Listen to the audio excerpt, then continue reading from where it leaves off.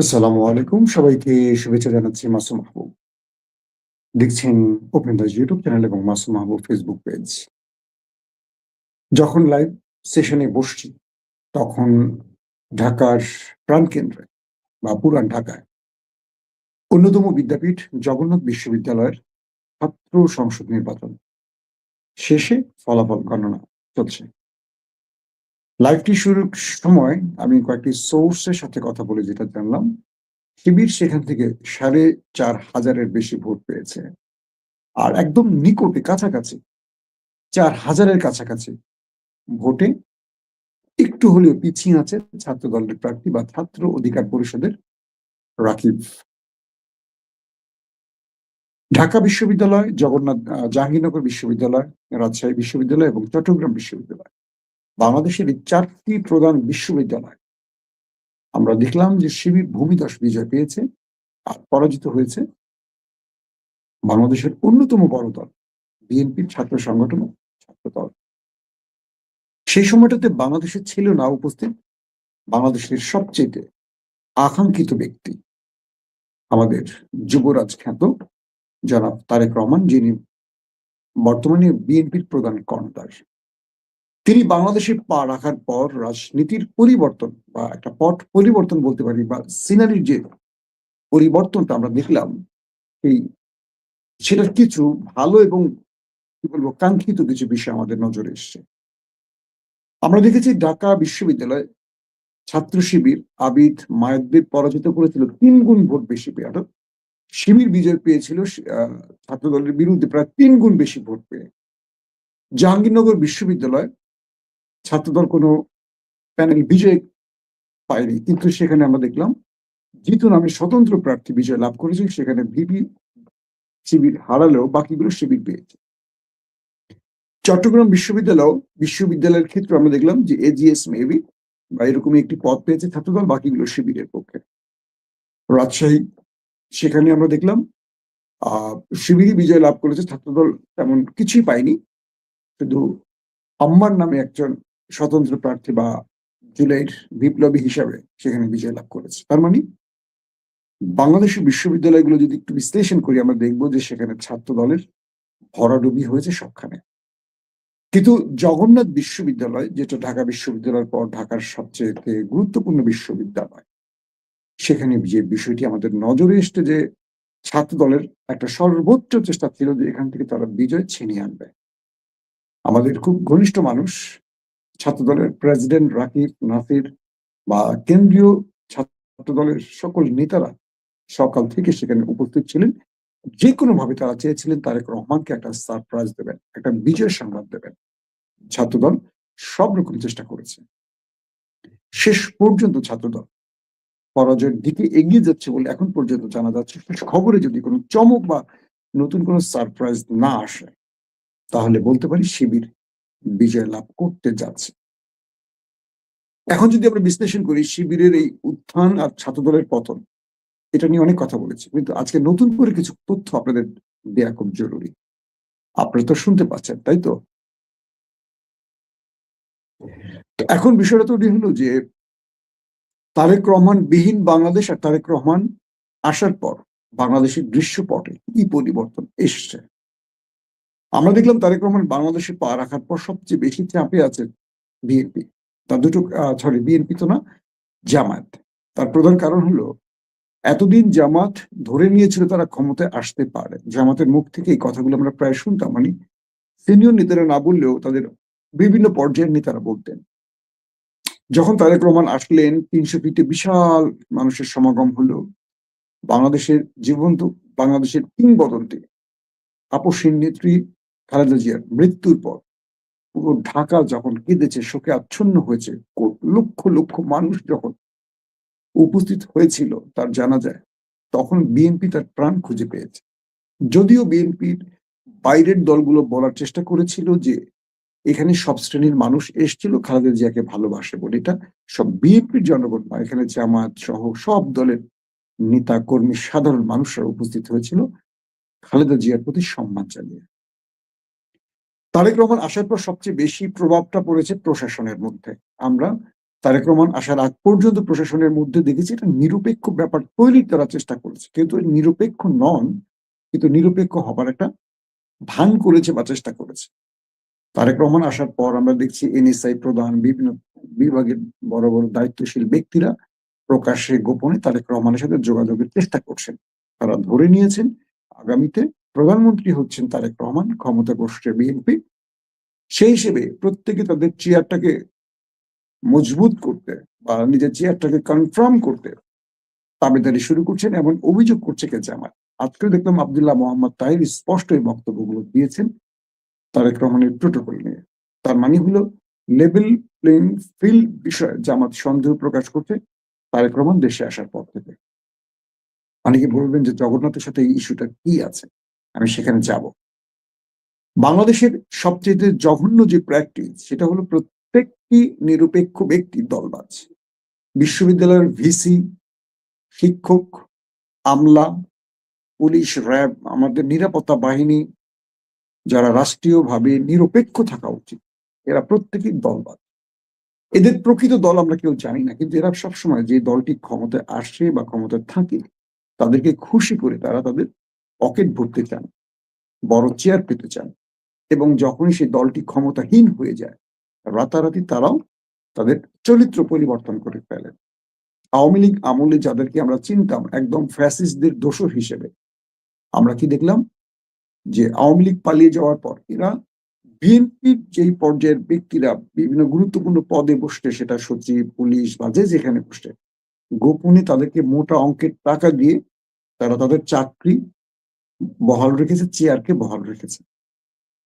যেহেতু এই দলগুলোর মূল টার্গেট থাকে রাজনীতির নামে টাকা আয় করা, তো ক্ষমতা থাকুক আর না থাকুক, যে যখন সুযোগ পায় তারা এভাবে অন্যকে সুযোগ দিয়ে টাকাগুলো গোপনে পকেটে ঢোকায়। প্রফেসর ইউনূসের এই ১৬ মাসের সরকারে বলা যায় শেখ হাসিনার চেয়ে বেশি দুর্নীতি হয়েছে কেবল এই তদবির বাণিজ্যের ক্ষেত্রে। এখন যেহেতু তারেক রহমান এসছেন, তিনি একটা নতুন বাংলাদেশ কল্পনা করছেন এবং সেই নতুন বাংলাদেশের তার যে পরিকল্পনা, সেই পরিকল্পনায় কাজ করছেন। কিন্তু আমরা দেখতে পাচ্ছি যে বিএনপিকে খুশি করার জন্য কেউ পায়ে চুমু দিচ্ছেন তারেক রহমানের, কেউ কদমবুসি করছেন, কেউ প্রকাশ্যে, কেউ গোপনে যোগাযোগ করছেন। এই যে প্র্যাকটিসটা, এটা বাংলাদেশকে আবারও আরেকটা ভুল প্র্যাকটিসের দিকে বা আরেকটা ফ্যাসিজমের দিকে নিতে পারে, এরকম আশঙ্কা করছেন রাষ্ট্রবিজ্ঞানীরা। প্রতিদিনই আমাদের টক শোতে আলোচনা হয়, তারা বলছেন যে এটা হওয়া উচিত না, কিন্তু এটা হচ্ছে, এটাই হবে। এখন বিষয়টা হলো যে এই দেশে রাজনৈতিক বা দলবাজদের যে এই সুবিধাটা রাজনীতিবিদরা দিয়ে তারা পকেট ভারী করছে, এটা বাংলাদেশকে বিগত শেখ হাসিনার আমলে সর্বাধিক কি বলবো জনগণের কাছে এই দলটাকে বা হাসিনাকে বিতর্কিত করেছে। বিএনপি কি সেই পথে হাঁটবে, এটা পরের কথা। কিন্তু আমরা যদি প্রধান নির্বাচন কমিশনের গলায় জুতার মালা, জুতার বাড়ি, থাপ্পড় দেখি, আমরা যদি দেখি বিচারপতিরা কিভাবে এক নোটিশেই রাতের অন্ধকারে দেশ ছেড়ে পালিয়ে গেছেন, ক্যান্টনমেন্টে আশ্রয় নিয়েছেন, যদি পুলিশের ব্যক্তিদের দেখি কাপড় খুলে জাইঙ্গা পরে তারা সেনাবাহিনীর ক্যান্টনমেন্টে আশ্রয় নিয়েছেন, এই দৃশ্যগুলো যদি কেউ মনে রাখেন, তারা কেউ আর কোনো দলবাজ হবেন না, প্রত্যেকে হবেন দেশের জন্য। কিন্তু আফসোস, এই দেশের মানুষ শেখে না, এই দেশের মানুষ এগুলো মনে রাখে না। ১৬ মাসের মধ্যে মানুষগুলো সব ভুলে গেছে, তারা এখন সব রাজনৈতিক দলের আশ্রয়ে চলে গেছেন, আর রাজনৈতিক দল বাড়তি সুবিধার জন্য তাদেরকে আবারও সাহায্য করছেন বা আশ্রয় দিচ্ছেন। আবারও বিএনপি বিপদে পড়বে এদের কারণে। এরা বিএনপির নাম করে টাকা ঢুকাবে এবং দেশ ছেড়ে পালাবে। ব্যাস। আসেন এবার জাহাঙ্গীর জগন্নাথ বিশ্ববিদ্যালয়ের হিস্ট্রিতে যাই। এখন পর্যন্ত যে খবর পেলাম, রিয়াজুল ইসলাম ছাত্র শিবিরের ভিপি প্রার্থী আর ছাত্র দলের যিনি আছেন একেএম রাকিব, দুজন হাড্ডাহাড্ডি লড়াই করছেন এবং ব্যবধান ৩০০-৪০০-র মধ্যে করেই, তাদের মধ্যে কখনো ৫০, ৬০, ৭০, ১০০ উদ্দেশ্য করে এটা একটু ব্যবধান বাড়ছে, আবার কাছাকাছি আসবে। এই লড়াইটা এখন অব্যাহত আছে। প্রশ্ন হলো, এতগুলো জায়গায় মানে বাংলাদেশের প্রত্যেকটা বিশ্ববিদ্যালয় যখন শিবির বিজয়ী হলো, ছাত্রদল ধারে কাছে আসতে পারলো না। জগন্নাথের ছাত্রদলের এই ফাইটটা মানে শিবিরকে টেনশনে ফেলে দিল কেন? প্রধান কারণ হলো যে প্রার্থী আছে একেএম রাকিব, তিনি ছাত্রদলের নেতা নন। তিনি হলেন নুরুল হক নূরের ছাত্র অধিকার আন্দোলনের একজন নেতা। তাহলে প্রশ্ন করবেন যে ছাত্র দলের কোন নেতা কি এই নির্বাচনে ভিপি পদে দাঁড়ায়নি? না, ছাত্র দলের নিজস্ব যিনি নেতা ছিলেন, মানে বিশ্ববিদ্যালয়ের প্রধান, মানে সভাপতি বা সেক্রেটারি, তাদের ছাত্রত্বের বয়স শেষ হয়ে গেছে আরো ১-১.৫ যুগ আগে, বছর না ১.৫ যুগ আগে ধরেন শেষ। ৮, ১০, ১২, ১৬, মানে যেই সময়টা এখনকার অনেকের জন্মই হয়নি। সেই সালে তারা জগন্নাথের পাঠ শেষ করেছেন অথবা ছাত্রত্ব ধরে রেখেছেন, মানে লেখাপড়া শেষ করতে পারেন, যেটাই হোক না কেন। যে কারণে ছাত্র দলকে বেছে নিতে হয়েছে অন্য দল থেকে কোনো প্রার্থী, এরকমটি আমি শুনতে পাচ্ছি। সঠিক বিষয়টি হয়তো আপনারা পরে জানতে পারবেন। এবং আরেকজন দেখলাম যে একটা মেয়ে প্রার্থী বোধহয় ছাত্র দল দিয়েছে। সেও একসময় হাসিনার বিরুদ্ধে ফেসবুকে লেখালেখির জন্য দীর্ঘদিন জেল খেটেছে। পরবর্তী বেরিয়ে এসে তিনি এবার ছাত্র দলের পক্ষ থেকে নির্বাচন করেছেন। সেই মেয়েটিও পরাজিত হয়েছে বলে শোনা যাচ্ছে। এবং ভিপি, জিএস, এজিএস এই ৩টি পদে শিবির বিজয়ের দিকে যাচ্ছে এখন পর্যন্ত প্রাপ্ত খবর। ছাত্র দলের যে কমিটিগুলো হয়, তারেক রহমানের উচিত হবে এই কমিটিগুলোতে একটু ভালো করে নজর দেয়া।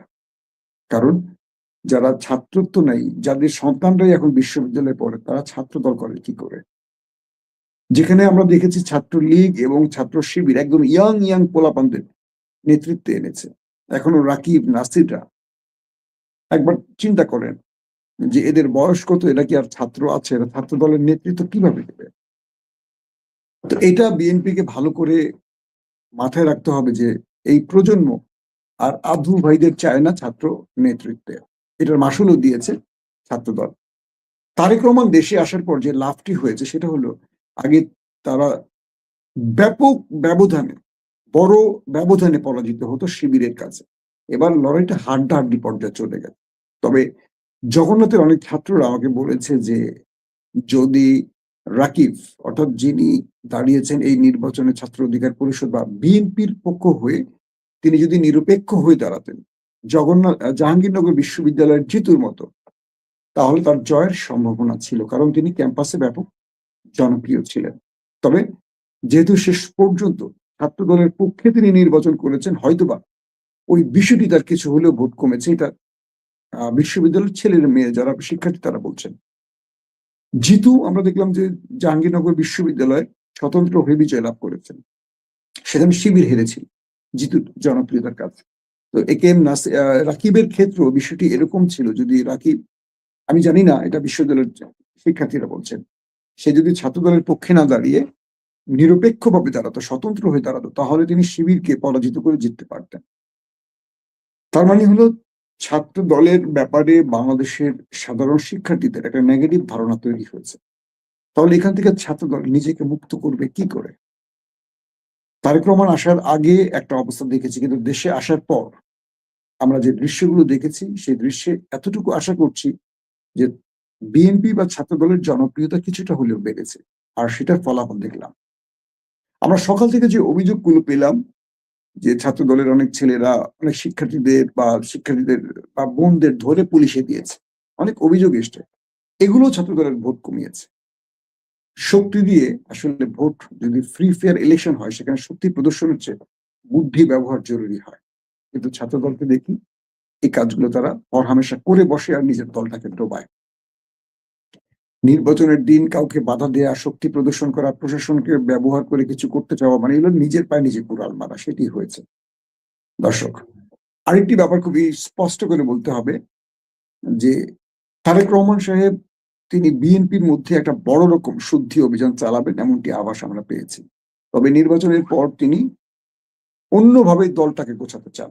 অনেক সিনিয়র নেতাদেরকে তিনি হয়তোবা গুরুত্বপূর্ণ পদ থেকে সরাতে পারেন। এবং তিনি দেশে এসে বুঝতে পেরেছেন দলটার মধ্যে কত রকম সমস্যা। অনেকেই কথাগুলো বলছেন। তিনি কোথায় হাত দিবেন? সব জায়গায় তিনি সমস্যা পাচ্ছেন। এতদিন ধরে দলটা ক্ষমতার বাইরে ছিল, ক্ষমতায় ছিল না, কিন্তু দলটাকে তারা গোছাতে পারত। দলের নেতাকর্মীদের মান উন্নয়নে কাজ করতে পারত। উল্টো প্রত্যেকটা জায়গায় বিভিন্নভাবে গ্যাঞ্জাম লেগে আছে। সেগুলো দূর করতে গিয়ে তারেক রহমান হিমশিম খাচ্ছেন, এমনটি শোনা যাচ্ছে। শেষ যে কথাটি বলে শেষ করতে চাই, তারেক রহমান দেশে আসার পর চাপে আছে জামায়াত। কারণ তারা নতুন ন্যারেটিভ তৈরি করতে পারছে না। তারেক রহমান যেখানে যাচ্ছেন জনগণ তার দিকে হুমড়ি খেয়ে পড়ছে, মানুষের ভালোবাসা তার দিকে ছুটে যাচ্ছে, জিয়া পরিবারের নেতা পেয়েছে সবাই। এতদিন খালেদা জিয়া অসুস্থ ছিলেন, কোকো ভাই বেঁচে নেই, তারেক রহমান লন্ডনে ছিলেন, এখন মানুষ অভিভাবক পেয়েছেন, এমন একটা দৃশ্য আমরা দেখতে পাচ্ছি রাজনীতিতে। আর এটা এখন জামাতের জন্য প্রধান টেনশন। তবে জামাতও কম চাচ্ছে না, মানে কম যাচ্ছে না। তারাও বিএনপিকে বিভিন্ন ন্যারেটিভে আটকাবার জন্য সব রকম চেষ্টা করছে। পাশাপাশি জামাত নতুন ন্যারেটিভের দিকে যাত্রা শুরু করেছে। তবে আগামী নির্বাচনটা খুব কি বলবো ভায়োলেন্স পূর্ণ হতে পারে, কারণ প্রশাসনের একপক্ষীয় কিছু বিষয় দেখা যাচ্ছে। ধরেন যারা এখন বিএনপি কে সাপোর্ট করছে প্রশাসনে, তারা বিএনপি করছে না। যেমন কুড়িগ্রামের যেই ডিসি কে নিয়ে বিতর্ক, তিনি উদিচি করতেন, উদিচির সাবেক মানে ওই গ্রুপের মানে হাসিনা গ্রুপের প্রোডাকশন। তো তিনি হলেন কুড়িগ্রামের ডিসি, এবং তিনি যে ন্যাক্কার জন্য কাজটি করেছেন এটা মূলত তিনি তার জন্য করেনি, তিনি বিএনপি কে পচাবার জন্য করেছেন, এবং এটার দায় পুরো বিএনপির ঘাড়ে চেপে গেছে। আদালত কর্তৃক অধিকাংশই ফিরে আসবেন, তাদের মনোনয়ন চূড়ান্ত হবে, বা যারা বাতিল করছেন কিছু টিকবে না অধিকাংশ ক্ষেত্রে। কিন্তু এই বিতর্কগুলো যারা ছড়িয়েছেন তারা জামাত শিবিরেরই গোপনে সুবিধা এনে দিয়েছেন। বিএনপিকে বলবো এইসব হাইব্রিডদেরকে আপনারা গুরুত্ব দেবেন না, তাদের ব্যাপারে সতর্ক হন। কারণ ভোটের মাঠে কিছু কৌশল দলকে উপকৃত করে, কিছু কৌশল দলকে ক্ষতিগ্রস্ত করে। এই বিতর্কিত উদিচি বা আওয়ামী ডিসি গুলো, এসপি গুলো, ওসি গুলো, ইউনো টিওনো গুলো আগামীতে বিএনপি কে ডোবাবে। তাদের এইটুকু সহযোগিতা বিএনপির ভোট বাড়ে না, বরং কমে। যে ব্যক্তিকে বা আমাদের যাদের মনোনয়ন বাতিল করেছে তারা আদালতের মাধ্যমে ফিরে এসে আরো দ্বিগুণ ভোট পাবে। তার মানে এই সুবিধাটা কারা করে দিচ্ছে, কেন করে দিচ্ছে? এই বিষয়গুলো বিএনপিকে মাথায় রাখতে হবে। কখনো কখনো মনে রাখবেন, সমালোচনাকারী আপনার বন্ধু হতে পারে, কিন্তু আপনার আপন সেজে থাকা, আপনার পক্ষে সুর তোলা, আপনার পক্ষে কাজ করা ব্যক্তিরা গোপনে বিশ্বাসঘাতক হতে পারে। বিএনপি যদি এটা বুঝতে পারে, আগামী দিনে তারা সমস্যাগুলো দূর করতে পারবে। কারণ তাদের সামনে কিন্তু আওয়ামী লীগ না, জামাত, যারা প্রতিটা পদক্ষেপ হিসেব করে ফেলে।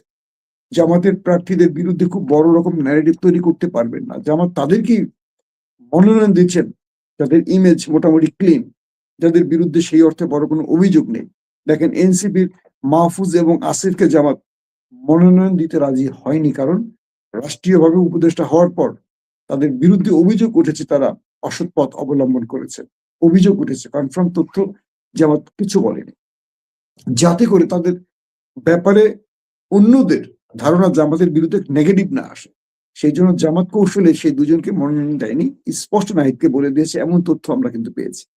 তো জামাত আগামী দিনগুলোতে এই কৌশলগুলো হাতে নেবে, এবং তারা প্রতিটা দিনই নতুন করে বিএনপিকে টেনশনে ফেলতে চাইবে।